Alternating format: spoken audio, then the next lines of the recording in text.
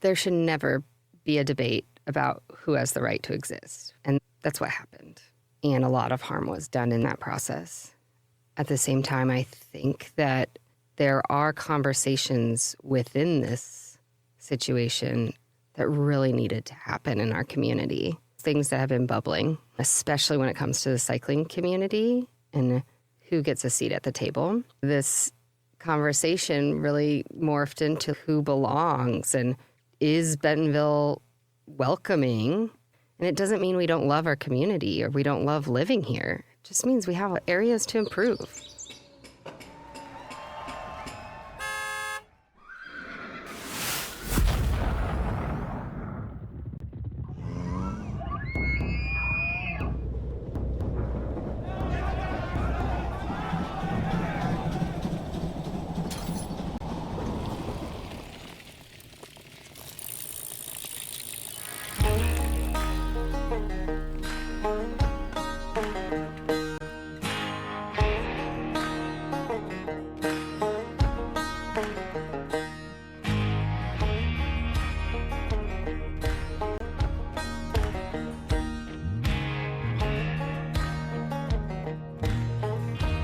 This is The Underview, an exploration in the shaping of our place. My name is Mike Rush, and today we continue the story of the All Bikes Welcome mural, this time from the perspective of the artist Paige Dirksen, whose vision and brushstrokes brought it into being.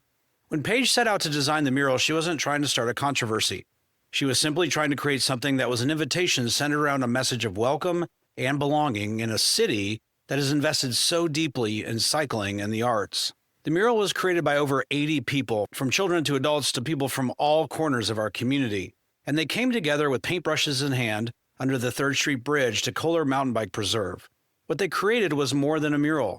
It was a communal mark on Bentonville, a statement that everyone has a place here. But what began as a joyful work of community art quickly became one of the most divisive civic debates in Bentonville's recent history. Paige found herself in the storm that she never asked for. Her art, created in collaboration with All Bikes Welcome, a nonprofit working to build equity and inclusion in cycling, was pulled into battles over ideology and religion and politics. The city council chambers became a place where inclusion itself was questioned, where religious beliefs were put on public display, and where one mural became the stage for a larger struggle over power, identity, and belonging. In today's conversation, Paige reflects on what it means to create public art in a city where art and cycling are central to its identity, and where the meaning of welcome is still not clearly understood or accepted by all. She shares about the joy of the community mural, as well as the harm and the exhaustion of months of debate, and the sobering realization that public art has the power to reveal both the beauty and the divides of a community. All right, we've got a whole lot to work through today. Let's get into it. Well, I have the privilege today of sharing a table with Paige Dirksen. As many of you know, Paige is the artist who has been at the center of the controversy of the All Bikes Welcome mural here in Bentonville. Paige, welcome. I know that this is still very raw and real for you, so I just want to say thank you that you would at least be willing to come and sit down so quickly. Let's jump into this. I think we're not here to rehash it. We're not here to talk through a lot of the details. But for those of you that may not be familiar, just a few days ago, the Bentonville City Council voted 4-4 with the mayor casting the tie-breaking vote to accept, Paige, your proposal for modification to the All Bikes Welcome mural. So I know this is, like we said, still very raw, and there's going to be a lot of processing for weeks and months and years to come. And unfortunately, most people who probably came to understand this was like fully into a position of conflict.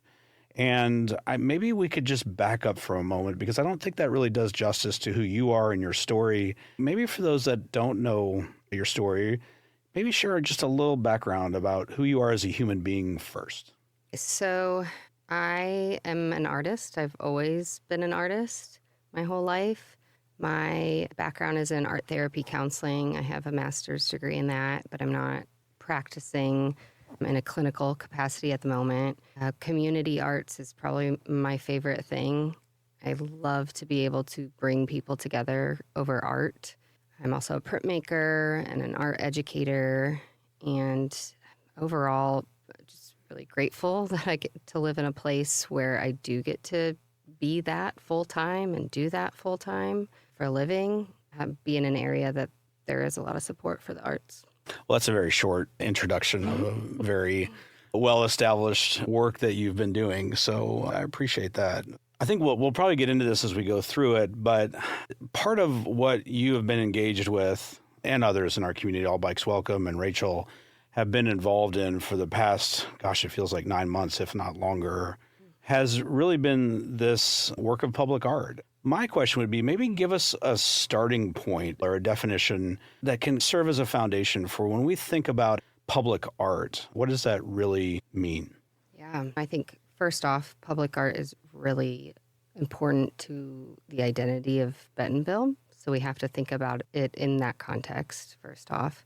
I think my favorite function of public art is the fact that it makes art accessible to everyone. It brings art out of galleries and into everyday life. And I love that I get to create a mural where, instead of a select few seeing it on a gallery wall, thousands of people get to go by it every day.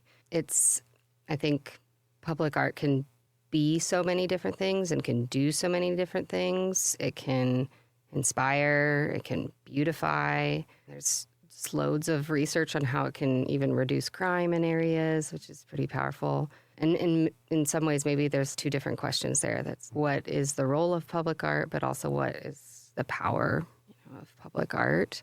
And I think it can also educate people. I'm currently working with Crystal Bridges and the Children's Hospital on how can we use public art to collect data and do many other things for their audience. So the possibilities really are endless. And I think one thing I've really been reflecting on lately is how this particular mural can maybe have the power to strengthen community identity. I think Michelle Morris said it really eloquently when she gave some public comment at the council meeting the other night, and she talked about how it might be aspirational, right? So I've been reflecting a lot on that lately. What are we aspiring to be as a community? What do we want our community identity to be? But beyond that, community murals are my absolute favorite thing to do when it comes to my job. I've lost count, but I think I've probably done 4 or 5 of them here in Northwest Arkansas, but some in other areas. And it is my favorite thing to bring people together to do a mural. And I think it's really easy for me to underestimate what that means to people. Every time I do one, I go through the motions. And then when it's time to actually facilitate, it shocks me every time. And I don't know why. I'm surprised. But to see people engaged in that way and to see them get to make a physical mark on their community means a lot to people. And I don't know why it always surprises me, but it does. But it's a beautiful thing to witness. You walk through this process with the mural that really brought a whole city together. And when I say together, I don't mean all on the same side, but like together to have a public conversation about what it means to be welcome, right? To find this place of belonging in a city. And when you do that, from an aspirational aspect, I think you find that not everybody is on the same page in many ways. I know with what happened with the mural was not the intent or expected in any way, shape, or form. This is what public art can do. Is that a fair statement? Absolutely. I think it's there to provoke and for people to have discussion. And I can't control what it's going to mean to everybody, which is kind of really intriguing to me about my art. People choose to see what they want to see in art, and that's going to say more about them than it is going to say about the art. I think throughout this process, when you think about the aspirational side of it, like we're talking about, I've had to really stop and think, like, where do these messages belong? I think this process there's been plenty of times throughout it that's made me stop and think, should this message be in Bentonville, Arkansas? And I think it's brought out the reality of some of the uglier sides of living here. It's also brought out some really beautiful sides of living here. This mural is a part of public art. Maybe give us a little bit of context around how some of this came together, because I think this matters greatly about how the rest of this process played out. Yeah. So All Bikes Welcome is a nonprofit in our area that works to promote racial equity and gender diversity in cycling in our area. The organization was on my radar for a little while and seemed like an amazing organization. And I'm not necessarily an athlete, but I do love cycling. I love all types of cycling. And I tried to be a part of other cycling groups in this community, but nothing ever really quite stuck or felt right for me. So 3 years ago, I went to Grit MTB Festival. That's their Keystone event. And I'm just not sure I have the right words to describe that experience for myself. I felt like I found a community where I could really enjoy cycling and feel supported in it. That first time I went to their event, someone said, I think it might have been Rachel Olzer, the executive director, we are about community, nature, and cycling in that order. And that really, really resonated with me, and it felt like it rang true. And I think that relationship piece is what they do really well. And I think we see this all the time, and I think about this with kids programming. We like to just dive right into skills with kids, and we miss the relationship piece. We miss out on an opportunity to teach them how to take care of themselves and interact with others and all of that. Shout out to Little Bellas because they do it right. My daughter has had a really great experience with them. Fast forward, I've gone back to Grit Festival, and every time I attend one of their events, it's just a beautiful reunion. And Rachel and I started talking about, as an artist, what I can offer the organization, and we talked about collaborating and getting excited about what we could do together. And so we created some designs for them. Such a fun process to really think about what design would really represent their organization that just was about pure joy, because that's what a lot of people feel when they're in this organization. And so after we created those designs, I was thinking about, how can we create a mural? Let's create a mark on our community that has a message of belonging that really can be aspirational, but make a statement in our community that this is what we're working towards. I've said this many times in city council meetings. I've made it really clear who my collaborators were from the start. That was the point of this project, to do this with All Bikes Welcome, to do it for All Bikes Welcome, to do it for the community, and not thinking in any way that there would be an issue with that, supporting a nonprofit that is doing amazing work in our community. And so I was really transparent about that from the start. And we also wanted to invite other people in that haven't necessarily been a part of the organization. So last October, after I went through the process of getting this mural approved through 3 different boards through the city, the location that we chose was a location that had graffiti on it that the city was not able to get off. So we thought, wow, what a great way to beautify our community in a spot that people travel on. And so last October, we had a few days where over 80 people helped create it. And it was a really beautiful experience to bring people together over that. I think that community aspect of it, of having 80 people for you as a public art display, I've heard this theme come up again and again as this has been debated around the city, that, Paige, you should just make a change to it. And as you talk about public art, I think this principle that you held, from my opinion, you held very firmly, was that this was not your art. This was a community's art. And I would love to understand, as you tease out some of those nuances, like what is that balance? Because you were the one that was put in a position to answer these questions. Yet at the same time, there was 80 people that were a part of creating this who are collaborators and artists with you. Yes. Help us. What does that dynamic look like? Yeah. So first off, the city wasn't treating this as a community art piece, any step of this, right? They weren't really treating this as a public art process to begin with. So when they first reached out to me that something needed to be changed, my immediate instinct was to protect that community process, because if anything were to be changed now, and then a child comes back to see the pink rectangle that they painted a different color, that just completely undermines the work that they did. It just completely erases the point of the whole project. So that first and foremost, that was my main concern in all of this. And in the back of my head, knowing it was about something much deeper and uglier than just a mere policy. So that was a big part of it for me. I think that aspect of that you've described is a really good example of having 80 people and people of all ages and backgrounds come to collaborate in that. It wasn't, this is Paige's mural that she just arbitrarily has the right to change. And that, I think in many ways, the way that I saw that was a protection of not only the process, but the concept of what public art looks like and the people that were a part of that process. And then when you have a message of inclusion layered on top of all of that, right, there are so many red flags there.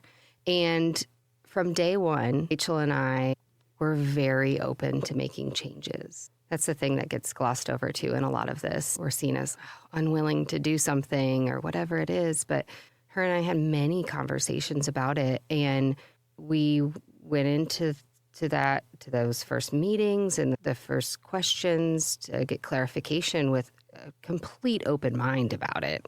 If this is about a policy, great, let's fix it. We're reasonable people. But the minute that there was something else, that it was very clear this was about a deeper issue, we had to ask questions because the risk for making changes felt a little greater than just complying and moving on. it sounds to me like you really have people that are just speaking different languages around public art, obviously government policy. These are maybe, if you had a spectrum, these feel like two very opposite ends of the spectrum. I don't know, maybe I'm sympathetic and I'm 100% biased, but it feels like the understanding of what each other is asking becomes pretty complicated. And I think we saw this come up in many city council conversations that have come along, that really the clarity of what you were actually being asked to do seemed to be a little bit of a moving target. Is that a fair thing to say? The goalposts kept changing throughout this process, for sure. I think I've learned so much in the last year overall, but especially when it comes to public art and public art policy. And one thing that was very clear to me pretty quickly is that no one was relying on the experts in this field to share with them what's standard practice or what is reasonable and how do we need to fix the public art process moving forward so that it is actually a public art program and not a paint on demand or whatever else what they were asking me to do.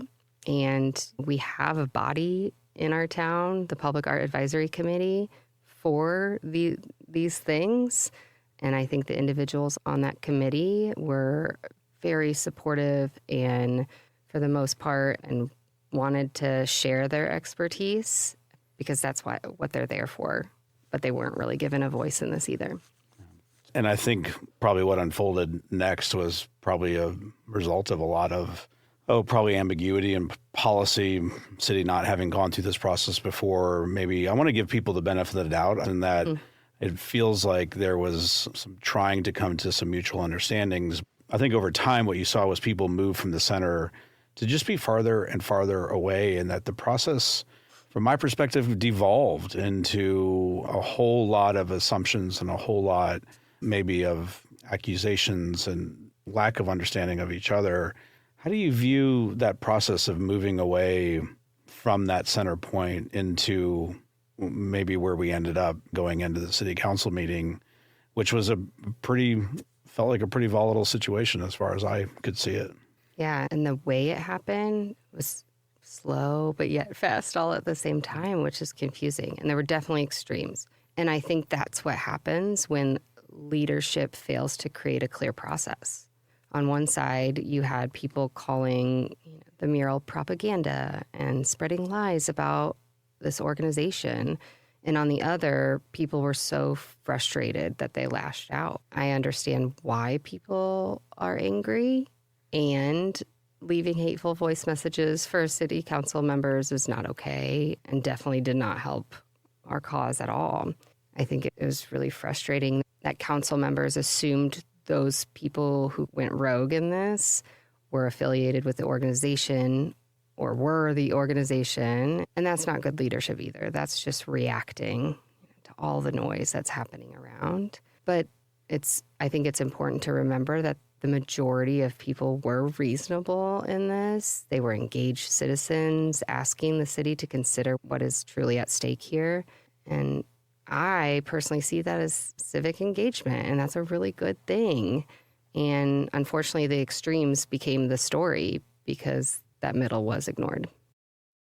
Paige, through this process, you were asked many times to change the art. And that was really primarily focused on the colors. But there was an argument that came up around the advertising issue, and you made a decision to provide a solution to that. And I'm curious, maybe what was your process in thinking through that, and why did you do that? Yeah, and I think first off, that was an extremely difficult decision, and one that I had been thinking about even before it went like really off the rails, because at some point it really did. I think that I really was thinking about, I didn't want to let the city off the hook in the sense of using policy as an excuse to remove the mural. The only reason why this was ever an issue is because of a small group of people that somehow gained an outsized influence on this process and never should have. There were so many missteps on the way as far as how the city handled this situation. And we saw smokescreen after smokescreen. First, it was a contractual issue. Then it's the advertising. And, while there were moments where it was like, why do I have to do anything here? And I shouldn't have to do anything here. I didn't do anything wrong. And more importantly, the organization did not do anything wrong. So why should we have to do anything? And I think the stubborn side of me thought, no. Mm-hmm. But, I think we kept having to find ways for them to say the quiet part out loud, right? And that was really painful, too, at the same time, because we don't want any of our neighbors to have to continue to hear the quiet part out loud. And that quiet part was the fact that the inclusion of the trans community in this project, and by inclusion, I mean that they literally helped paint it and are a part of the all when we say all bikers welcome, that really struck a nerve for some, right? And I think that it just got so off the rails that I wanted to say, hey, I'm a reasonable person and we will address valid, reasonable concerns, not ones rooted in bigotry. And I also wanted to kind of position everybody in a better way to come out on top. Unfortunately, that might not have been the outcome. But I think I also refused to give up on this community in a way too, and let people off the hook to think, well, what is this actually about? You have to discuss the actual issue that's happening here. So that was tough. Yeah.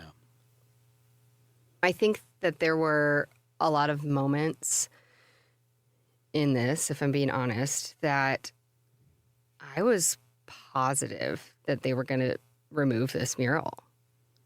And I've had to really think about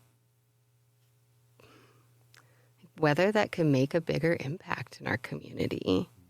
Not that I wanted that. It feels really weird to say that out loud.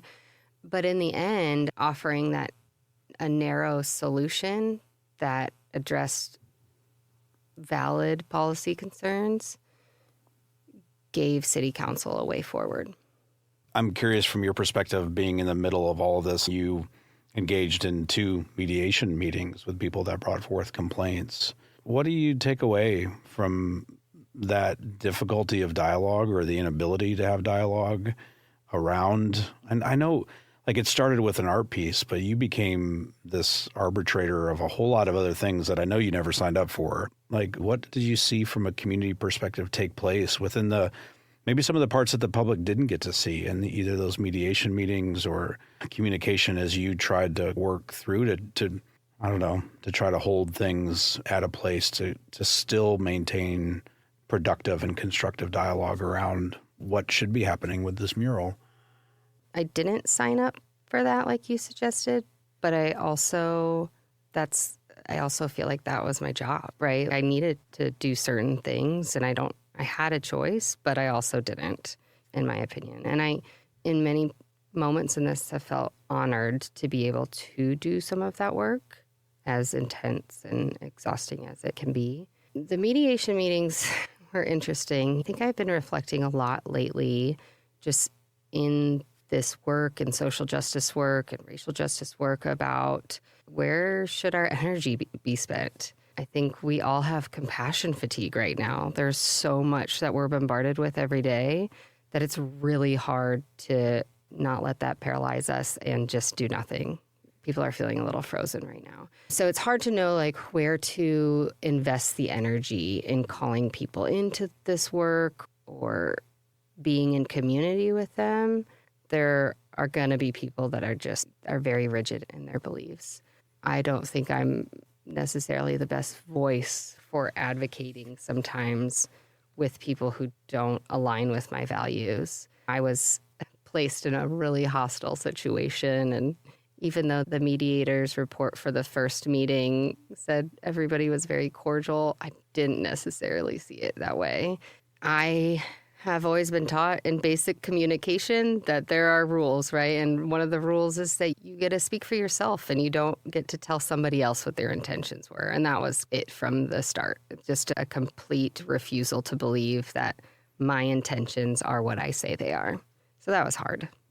Paige, I remember having a conversation with you before I believe it was the first mediation meeting that you went into. And as you were describing what that process would look like, I mean, I remember thinking to myself, like, gosh, there's no way that I would walk into something like that. And I probably even said to you, like, well, what are you doing? Why would you go into that space? Yet you chose to do. I'm curious, like, why did you do that? Yeah, I remember that conversation. And I really wasn't sure what to do. I had asked the city, I had 3 requests in going into that. I said, I'm going to bring someone with me. And I said, I need it to be recorded. And I need to be able to share what happened in that with city council members. And the only response I really got was that you are the only one allowed in the room. Nobody else is allowed with you, which was funny to me because the city policy says only the artists and the complainants. And I made it really clear from the start. I had 80 artists help me with this thing. I'm like, great, I will have 80 people there. But it made very clear that could not happen. Not even one support person. It's beyond ridiculous. That's what they asked me to do. But I also knew that if I didn't go, somebody was going to use that against us in this argument, that she's not willing to talk, she's not willing to compromise. And so I just wanted to take that off the table. And I knew that if I went and I felt uncomfortable, I would just leave. And I also am really trying my best lately to lead with curiosity. And so I thought, let's go hear what these people are going to have to say to me. It wasn't helpful, what they said to me. And it's interesting because I think the point of the mediation is for them to share their thoughts and hope that I can be encouraged to make some kind of compromise with them. But I don't know that they viewed it that way. They came in and argued their point instead of tried to help me see whatever viewpoint and vantage they had with it. As you went through those conversations with the mediation, this was the first time you came face to face with people that actively did not want this mural and potentially this message to be in the city. How do you view that as a starting point? Yeah, it's really hard to go into a situation like that from the starting point I was at, because I learned throughout the first part of this process and then through a FOIA request that there are council members that are working with this group behind the scenes, and this group being the Benton County Conservative Grassroots Group. I think at that point, and seeing communication between this group and city council members, that's when I realized that this was a part of a larger coordinated effort behind the scenes for a different agenda, and that this was about something much larger than a mural. And I think that I was naive earlier to think that our elected leaders wouldn't bend to that kind of pressure. And that's been disappointing to see. So what's it like, that realization that maybe you're in the middle of a larger ideological, political battle, that from the outside it looks like this mural is being used as maybe an intentional conflict point to move other agendas and ideas forward that you were not trying to reciprocate? This was not, I don't know, was there an ideological battle that you were trying to fight at the same time? That's what they're claiming, right? And no, this piece has always been about inclusion and belonging in our community. That was it, right? We wanted to create a message on a wall in our community that said everybody's welcome. And to claim that this was sneaking in some kind of agenda, it's such a funny question to me, because from day one, this piece was about inclusion and belonging. And we just wanted to put a statement in our community to make people feel like they belong, to inspire and encourage people so that they felt like they belong. We've had to laugh about it throughout this because it's not funny, but the claim that colors in a wall can push an agenda is comical in some ways. It's just ridiculous for anyone to assume otherwise. It's like point blank. It's so ridiculous. Was there an ideological statement you were trying to make? Inclusion is not ideological. Inclusion is inclusion. And it's funny how I've heard every city council member say at some point, yeah, inclusion's great in their own way, but then it doesn't translate. And that's hard because it's so obvious to many of us.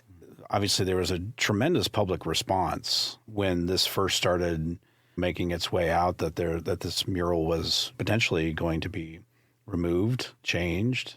What do you think resonated with people in our community so much who were supportive of this mural that kind of brought this from something that was happening very quietly under a bridge to really the center point? One council member said, this may be the most important decision that this city makes this decade. That is a tremendous statement to understand how this message of inclusion became very quickly the center of this community's discussions, but I would go beyond that and say the center of this community's definition of how it was going to identify itself. What did you see happen within all the people that came to rally around the support of this mural? What did you see? Why do you think this resonated so deeply with people? Yeah, it was really interesting to see the evolution of that support. So it started with the city kind of asking, like, why do people care so much about this mural? And I had to kind of share with some of them, they care about this because it's not about a mural. It is about that message of welcoming and belonging. And I think we're at a pivotal point, too, right now with so many people feeling emboldened on a national level to try to erase and try to stop that inclusion and belonging out of fear and whatever else. And so it went from people rallying. I think it was interesting to see people offer what they thought would be helpful while not realizing that the organization was really capable of rallying and organizing support. At one point, council members suggested that there were paid advertisements for whatever, and it's just grassroots, right? It's people caring and the word getting out. And some people have been very helpful and have done a great job asking, what do you need? Asking the organization, what do you need? Other people have assumed they know what needs to happen here. I think some people were afraid to speak up because they didn't want to get dragged into controversy or worried what's at risk for them. But I think silence is also a choice. It shifts the weight onto the people who are the most vulnerable. And I think it took a while for some people to realize that this situation affects all of us, that it's not just someone else's problem to deal with. And I think a lot of white, straight, cis people look at groups like All Bikes Welcome and maybe think, oh, that's not for me, which is ironic because the rest of the cycling culture has always been tailored just for them. And I think that there's a bit of a tension that can be hard for people to grasp. On one hand, we need affinity spaces where women, queer, trans, and BIPOC cyclists can feel safe and build community. And on the other hand, allyship and participation from the broader community are also really essential. It's a hard balance to strike.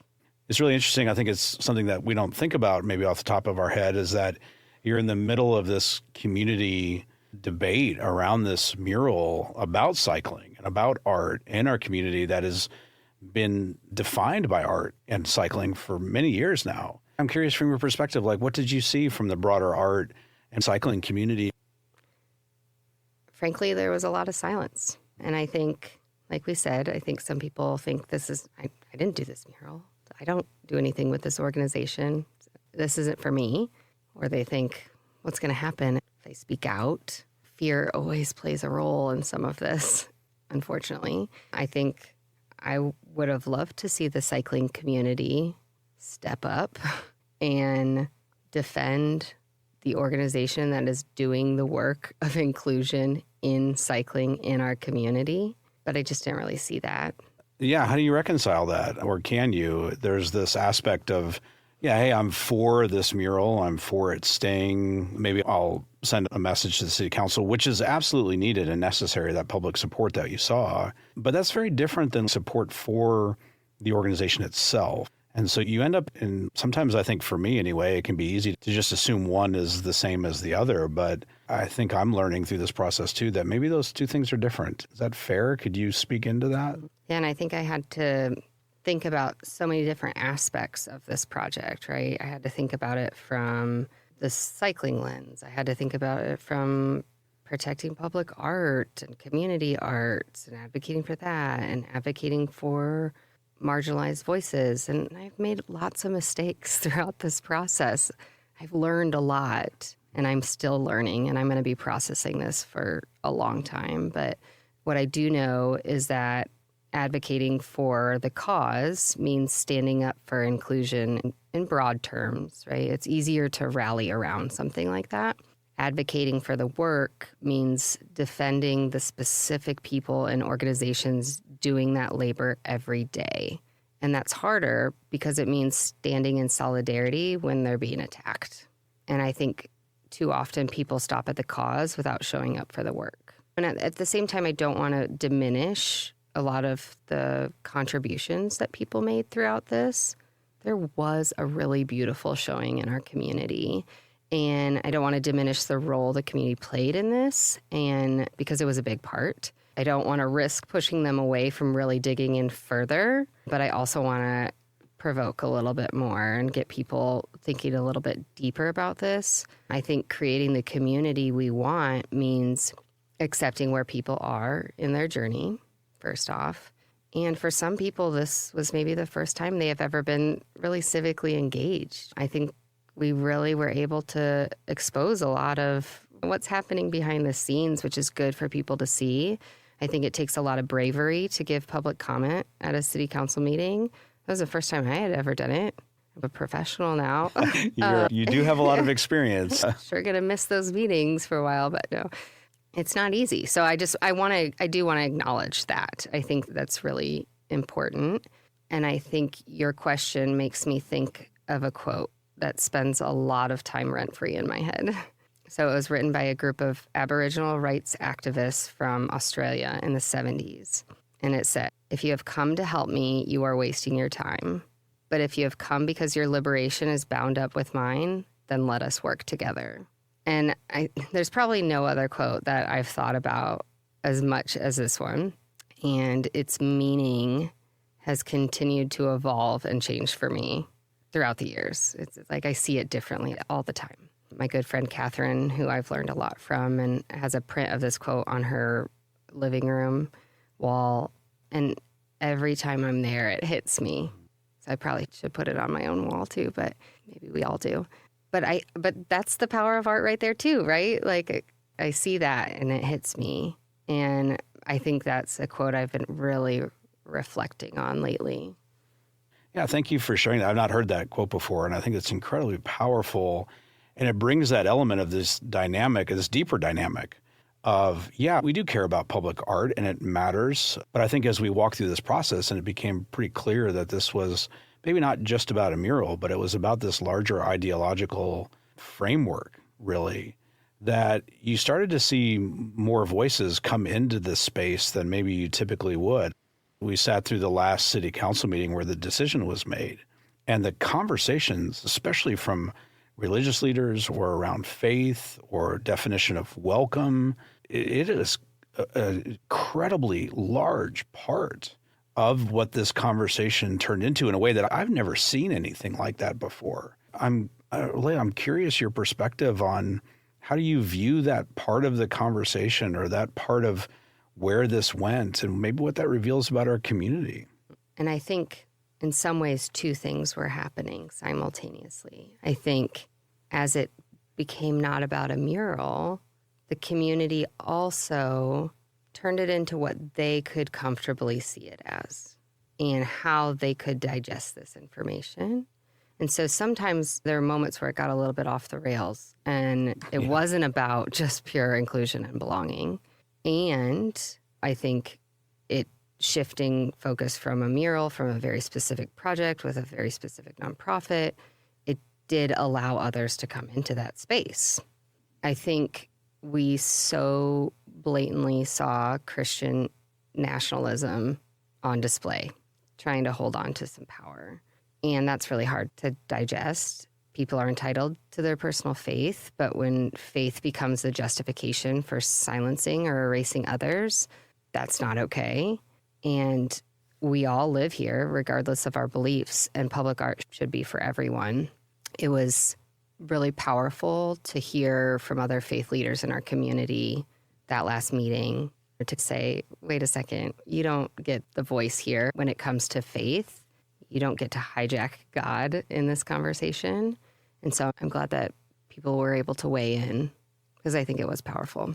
Yeah, it was incredibly powerful. And this should be a whole nother series of conversations. Absolutely. Yeah, I think it's just an example of how this mural conversation became about so much more and the power of public art and maybe with the importance of it. And I guess in some ways I have to ask, are we willing as a community to step into public art in this way that can literally be an agent for change or reflection around who we are as a people?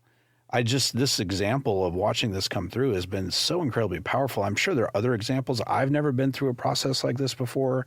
To see people literally come to a public microphone to advocate for people to be welcome and included without conditions.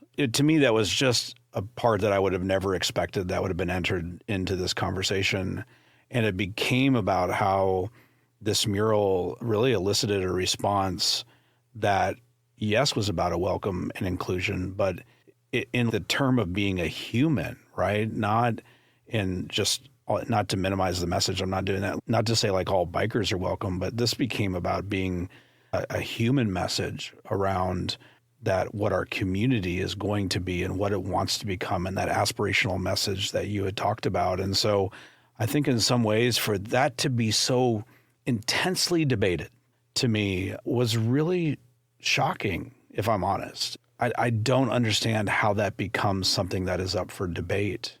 And yet, Paige, you and so many others, Rachel, you stood in the middle of that debate to try to justify something that I guess to many should have. I guess my question would be in that, if I have a question, I guess my question in that would be like, should this have been a debate to begin with? There should never be a debate about who has the right to exist, first off. And that's what happened. And a lot of harm was done in that process. At the same time, I think that there are conversations within this situation that really needed to happen in our community. I think there's things that have been bubbling, especially when it comes to the cycling community and who gets a seat at the table. I think when it comes to city council, there's a lot of irony in the fact that there is a woman of color on city council that was able to share some personal experiences of receiving death threats. And then this conversation really morphed into who belongs and is Bentonville welcoming? And then the minute some of them felt personally attacked, the instinct was to take the whole thing down. And I said this at the meeting, while some of them refused to believe that anyone would feel unwelcome here. It's wild to me. I think there are many other people who can like really understand the reality for some people in our community that they don't feel that way. And it doesn't mean we don't love our community or we don't love living here. It just means we have areas to improve. And there was just an absolute refusal by some of them to believe that could be the case for some people here, because that's not their experience. I'm going off in a lot of directions. No, you're good. You mentioned the word harm, and I think that takes me to the place after the city council meeting. I walked out, and there was a group of people that were outside the meeting, and the decision to keep the mural had just happened. And so you would think that people would be celebrating and that they would be happy. And we won, this attitude of we won. And that was not the case at all. I walked out, and it was a very quiet, very still, felt very heavy in its tone. And you and I talked about this, but I'd love for you maybe to share what you saw in that moment when people were outside and the weight of what had happened and is happening, it was really starting to sink in. Yeah. I really wish I would have been able to feel like I could celebrate in that moment. I wish that would have been the case, but it wasn't. And that's because there was a lot of irreparable harm that happened throughout this whole process. And while the outcome was what we were fighting for on the surface, the process inflicted real harm. Don't really know how to respond to people right now when they tell me congrats. Yeah. We sat through a lot of meetings where All Bikes Welcome and marginalized groups were just targeted. They were attacked. And that's not something I can celebrate. And it just overshadows the victory. And I think it's also, it's a reminder of the work ahead. And I don't want to rain on everybody's parade. Like I said earlier, I don't want to diminish the work that did happen. I think it's a really good first start. It's a good entry point for a lot of people. But now the work begins. We can't lose this moment. And I do think that this should be celebrated in some kind of way, that we made this happen together. But I'm just not personally there yet. And I think there's a way to rewrite this ending for ourselves. And to me, that needs to come when we are gathered as a community for joy. And we need to be in community. I think another reason why it just all felt so awful after that meeting was because of the way some of it happened. What happened in that meeting, it was brutal. It was really hard to even consider celebrating, because in that meeting, what it revealed was a deeper issue at play and a power dynamic that I didn't always see, but it became more obvious then. Yeah, go on. When you talk about this power dynamic, yeah. I think that meeting especially, and this process in general, revealed how quickly attention shifts. So as a community, we have to ask why it was easier for some to protect me, but harder to protect an organization or the Black woman leading that organization, which centers marginalized voices. And that's something that I will take ownership of as well. I think that imbalance says a lot about who gets believed, who gets defended, and who's left to carry the heaviest weight of it. Paige, that's a hard truth to maybe have to consider. I'd love for you to go on if you feel comfortable doing that. All this is still very raw, and I'm still processing. Like I said, I think this mural became about me in a way I didn't ask for. I didn't really want that, but I was the visible artist. And at the same time, the organization was treated as the scapegoat. it was easier for some people to focus their anger on All Bikes Welcome than to engage with the mural itself, too. And I think that divide between me and them was artificial, but it also reveals some bias there. Who people saw as safe to defend and maybe who they didn't. And I think that's something that like all of us just need to sit with for a little bit, including myself. Yeah, I think, Paige, this is the unraveling or the peeling away of the layers that reveal not something about our community. It reveals something about us, right, as a human being, and maybe our experiences and our backgrounds or our places of privilege that we're so often just not aware of. We can walk through our worlds. And I say this as a white male, right? And I've talked about this before, and I'm not saying it's not just, but we can walk through our world. I can walk through my world many times and engage in these spaces when I feel needed to or are necessary. And I would want to do that. And yet at the same time, it's not my lived reality every day. And so when we see a value that I find of great importance of including people, I want to rush towards that, and I want to be a part of saying that we are being welcoming and we have to be welcome, and there is no margin for exclusion at all. I want to do that, and at the same time, even within these processes, what you say resonates very deeply with me because it reveals something even within our desires to try to help, that we've got to do this deep work of understanding that even in these processes, this harm that you talk about is shown in its continued marginalization of people. And that's the lived reality of so many. And I'm embarrassed to say it, that it's something that I have to learn about in myself even after the fact. And I think as we look towards, now I'm on my soapbox, I apologize, but I think as we look towards what do we learn from these spaces, I think number one, as a community, maybe I'll just say about myself as a human being, as an individual, this has revealed a whole lot of things that I still have to understand and try to work through. And as a community, I don't know how to do that. I don't know where those spaces are to have those conversations. But I think it reveals within us just the layers and layers that really, I don't know sometimes that the broader community would see that any other way. And so I would never wish us to go through this process again. And so my hope would be that we could take some element of good or restoration or renewal from it.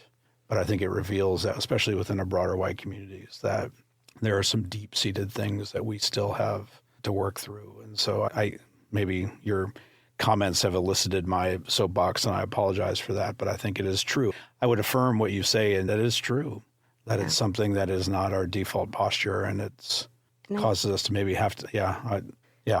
And I think it's good for us all to remember that good intentions don't always equal meaningful impact. Yeah. And my hope is that these conversations we're having today, I hope the instinct for many listeners is to lean in instead of take a step back. Which is hard because we step in to learn about our community and we learn about ourselves. And maybe why, to your point, this power dynamic of how hard it is. Maybe that's one of my takeaways, that the difficulty of this process is really the revelation that the amount of our own understanding of who we are and our own biases. And I think maybe that leads to some of those public comments from people who have never spoken at city council before. If you go through those public comments, they are a revelation about who we want to be because of maybe the recognition that we realize that we're just not there yet. And that is, I would consider that a conversation and something that we have to move forward in. And it's hard to balance out and process the understanding of the harm that has been done. And my hope would be, is there good in it? And the good would be maybe that we can move forward into more conversations. Yeah, and I think some of the work that you and I have both committed ourselves to, especially in past 2 years, in social justice issues, the journey that I've already taken has really helped give me the appropriate lens from which to view some of this. And I'm really grateful to have some of that foundation in going through this. And I think there are people who are willing to hold some hands throughout this, to usher people along. That's not the job of for some folks, and that's okay. And we don't want that. And there are spaces where we can figure this out together. Yeah, I don't know how else than to do it together. I would get it wrong every day of the week and twice on Sunday, as they say, if I had to walk through this by myself. And so I'm deeply thankful for the people that, I've been able to walk through this process in a way. It's been an incredible learning moment for myself within that. One thing that I've observed that I've been reflecting on a little bit is, yes, it feels really validating and good to have received all the messages of support I've gotten throughout this. It really has kept me going. And one thing I want to be honest about is that I tend to make myself smaller, right? I tend to be the person who wants to comply and follow the rules, even if they don't make sense. That has been me in the past a lot. And I couldn't have done any of this without a lot of people right by my side, especially Rachel Olzer. I am so deeply grateful for their friendship, their guidance and patience throughout this whole process. They have been advocating on behalf of marginalized writers for a really long time. And when she speaks about her role in this work, it's really clear why it matters so much. And I've relied on so many people throughout this process to do that. Yet I think throughout this, I have observed, especially other people who hold similar privileges to me, kind of put me up on a pedestal, right? And say, gosh, you're so brave. How are you doing this? I could never do this. And I think that's also giving themselves an opportunity to distance themselves a little bit from doing some of these things. And I think there's a different role for everybody here, right? Not everybody can speak at city council. Not everybody has money to give to organizations. Not everybody likes to put their face on social media. There's so many different things that everyone can do. And so we all just need to figure out our roles together. But I just wanted to say that because I don't know that I'd call myself brave. Yes, it takes some level of bravery to do some of these things, but I did it because of the people in my corner. And now that I'm on the other side of this part of this fight, I want people to know that you can do that too. In some ways, it's really liberating to be able to really know who I am and what I can say to people of who I am and be really honest about those things. So I guess I just want other people to know that they can do that too. And it's not that I haven't made mistakes along the way too. Well, and I think it's important. And if nothing more, this process brought a whole lot of people into a space to see what happens when you can advocate together as a community for something you deeply believe in. And that's true of both sides of this issue. And I think that process is what's necessary and needed to make sure that the community that we are building is going to be reflective of the values that we would hope for. And I would agree with you. I think it is something that maybe is hard to do the first time, but and I both know of people who didn't want to speak at city council meetings through this process, but did because they were so compelled by what needed to be done that they were able to show up and to do what was necessary and needed. And to me, those are some of the incredible victories that took place of what now becomes possible in the future as we work through hard problems together. And I think one thing that is really good to remember in all of this is I do see a lot of performative advocacy around us. So if you're thinking about building a bridge, then you have to recognize the gap. So it feels good to be at a city council when there's all these other people around you and rallying, but we have to address the underlying issue of why we're there. That's what we need to focus on next. Yeah, I mean, I think full stop on that. That's something we all can take away from. And so I'm deeply thankful for those words. Let me ask you this. Maybe I'm going to put you on the spot. What would you say to those that were not for this mural? What would your ask or your message to them be? Oh, gosh. Yeah. I think, first off, I really loved the way that B. Apple put this when she gave some public comment at the last meeting is have some imagination. Imagine what this community could be, what this world could be It's not just enough to tolerate. And then I think we need to go beyond that, and it's where's the repair? I know that there's going to be many people that won't acknowledge the harm done and that there needs to be repair. I saw a lot of people trying to save face in this situation, but we need to figure out a way to heal as a community. And that also is going to mean not causing further division too, right? So like we have to hold space for all these things right now. You can be angry, you can be upset, and I hope somewhere, like deep in their hearts, they can really try to think about just at a basic level what this mural was about. What I mentioned earlier, what it's about from the start. It's a message of inclusion and belonging for our community, period. And I think to the supporters who have come out, I think we need to heal there. And that also is going to mean not causing further division. So while instincts may be to just throw up our hands and accept the ugly truths we've realized throughout this, it means doing things like sitting down with the council members you don't agree with. That's a possibility. You can do that. You can request that. And talking to them in a very calm way about what you saw and about what you care about. Because we're not going to get anywhere if we keep screaming at each other. And I get it. I get people are angry. But we need to figure out a way to call people in to do better instead of calling them out or harassing them. And that's really hard. It's easier said than done. I think if we do it together, we can figure out a way to do that. I realize this is still very, as you said, very raw, but I'm curious what you've learned about what it means to welcome through this process. Or maybe what you're learning, I should say. Yeah, I don't know that I have the right words for that one. I'm a visual artist, Mike. That's why I do that. I don't do words.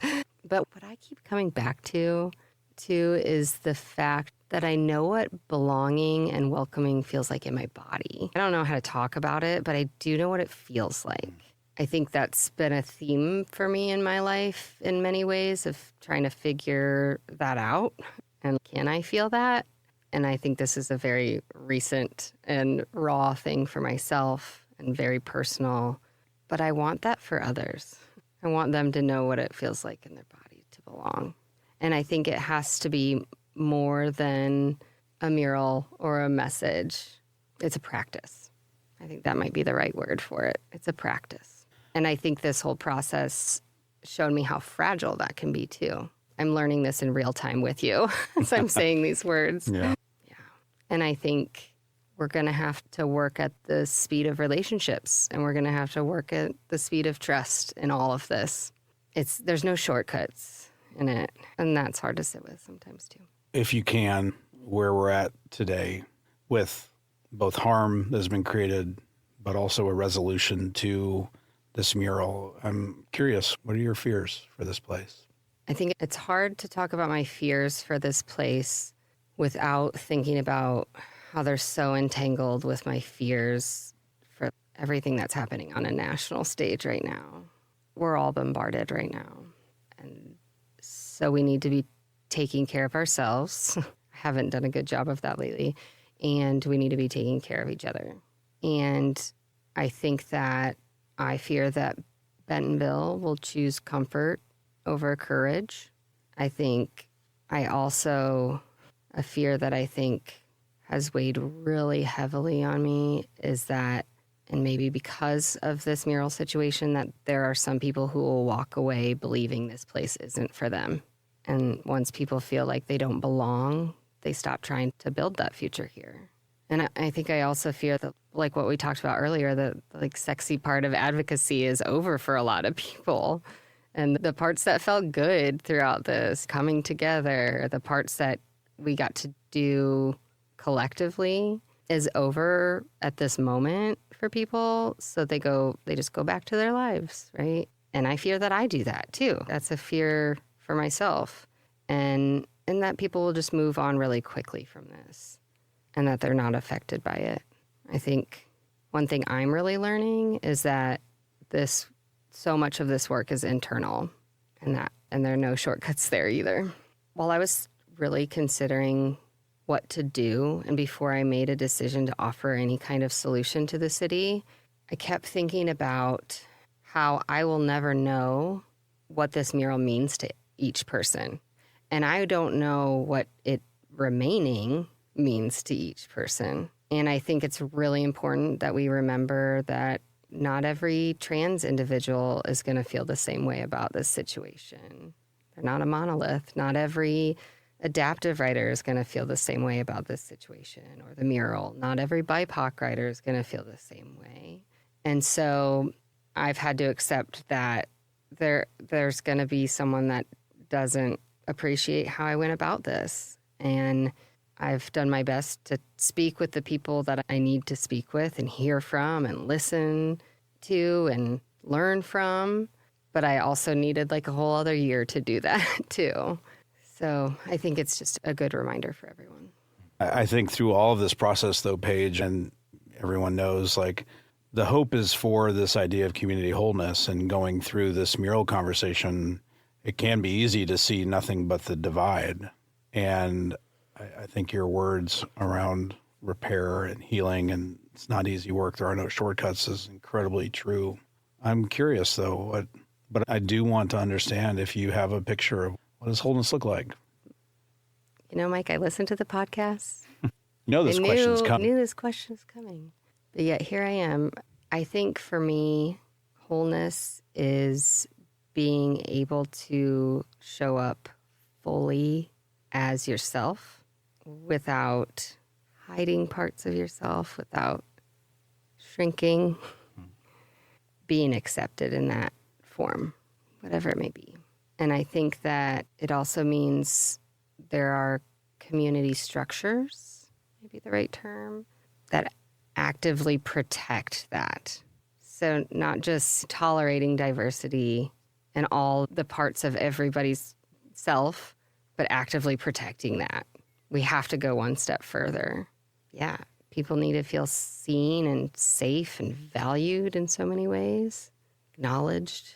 When I think about the word wholeness right now, in this moment, I think there are some silver linings in this process, as horrible and awful as it has been. And one of those for me is knowing exactly who my people are. And that's pretty cool. Yeah. I've found a lot of community from this. And I think that's what everybody needs right now more than anything. It's like we all need to find community in this moment because we all need to be able to take care of each other in this moment. And so I think we have an opportunity here where people showed themselves a little bit. And so we need to find a way to bring some of those people together so that they can find community within themselves or building on this moment and not letting the opportunity go to waste in some ways. And I kind of want to come back now. And as I'm just talking out loud, letting these thoughts in my head come out, I think the wholeness piece is, for me, related back to that piece of feeling it in my body and being able to feel that wholeness in our body and trusting our body to tell us those things. Yeah, that feels right. Paige, I want to say thank you. I think wholeness is the pursuit of that. And I think we're not there yet, but I think to see how we're moving towards it as a community, I think is hard, and hard in that we have setbacks and now we have opportunities hopefully to move forward. And so, Paige, I'm incredibly grateful for you, for the work that you've done. I never would have imagined all of this would have ended where it did, or the process, or what would take place. But we stand hopefully a little bit on kind of the other side of that decision, the city decision, with an opportunity, to move forward in a new way, maybe a more whole way, as you described. Paige, thank you for who you are and the work that you've done. And I have a feeling we're going to have a lot more to talk about. And so thanks for being willing to sit here. There. Thank you, Mike. And thank you for the support you've given me and my family throughout this process, too. So appreciate that. Well, I believe deeply in this work of belonging. It's been incredible to watch what something that should have been as simple as a message of welcome has become this very in-depth and very layered and very community-driven conversation about belonging. I wouldn't wish the process on anyone, but if that is a place that we can take away, to dig deeper and to find the places that are still preventing or holding us back from that belonging, then we'll walk through it. Thank you for stepping into a space that I know you never asked for, but we're willing to serve our community this way. So, Paige, thank you so much. Today's conversation with Paige reminds us that public art has the power to reveal who we are as a community. What began as a beautiful expression of community created by more than 80 people became the center of a storm that no one expected, a storm about inclusion, identity, and belonging in Bentonville. I would say this to Paige, that it took courage to hold her integrity as an artist and to protect the voices of every person who picked up a paintbrush, to withstand the harm of months of public scrutiny, and to defend the belief that inclusion is not ideological, it's simply human. Paige, you carried more than the weight of this mural. You carried the weight of our city's divisions and the pain of seeing your work and the people who helped create it with you put under a spotlight that no one would ask for. Through it all, you stood with honesty and integrity, reminding us that public art belongs to the community and that welcome must be more than a slogan, it must be practice. To both you and Rachel, I want to say thank you for your courage, your creativity, and your resilience. And thank you for giving this community a mural that continues to proclaim that everyone is welcome in this place. But courage is not only for those on the front lines, it also is for the rest of us. The courage to listen, to repair what was harmed, and to keep doing the daily practice of welcome in a city still wrestling with what that word means. Both Rachel and Paige have reminded us of a deeper fear, that now the mural remains. Many will believe the work is finished, that everything is fine, and nothing needs to change. But the reality is that whether someone feels welcome here or not will never be defined in the city council chamber or by mural on a wall. Welcome happens every day, where we make a decision to open our community wider, where we make room for another seat at the table, always asking who else needs to have space created for them. The next step of welcome truly belongs to all of us. How do we support the people and the organizations doing the work to ensure that we never have to fight the same battle again, and that we can live up to the message that already hangs in our community, that everyone belongs here? And to everyone who came alongside to support this mural and its message of welcome, thank you. I'll say thank you for listening today, and thank you for being the most important part of what our community is becoming. This is The Underview, an exploration in the shaping of our place.